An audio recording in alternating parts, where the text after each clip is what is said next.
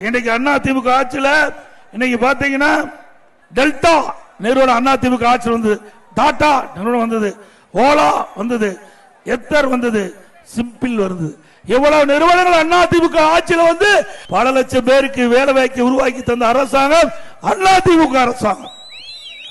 இதே புரட்சி தலைவர் அம்மா அவர்கள் முதலாக தமிழ்நாட்டிலே 2015ஆம் ஆண்டு உலக முதலீட்டாளர் மாநாட்டை சென்னையில் நடத்தினார்கள். படித்த இளைஞர்களுக்கு வேலை வாய்ப்பு கிடைக்க வேண்டும் என்ற அடிப்படையில் இந்த தொழில் முதலீட்டை நடத்தப்பட்டது.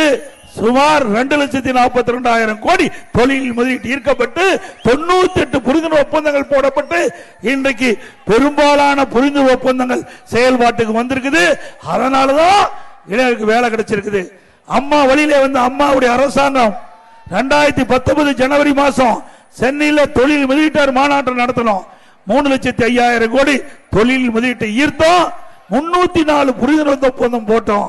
அதன் மூலமா பல லட்சம் பேருக்கு வேலை கிடைச்சது. அந்த தொழிற்சாலைகள் எல்லாம் இன்றைக்கு பெரும்பாலான தொழிற்சாலை பயன்பாட்டுக்கு வந்திருக்குது. சில தொழிற்சாலைகள் கட்டப்பட்டு வருகிறது. இது அதிமுக ஆட்சியில் இருக்கும் போது கொண்டு வரப்பட்ட செயல்பாடுகள்.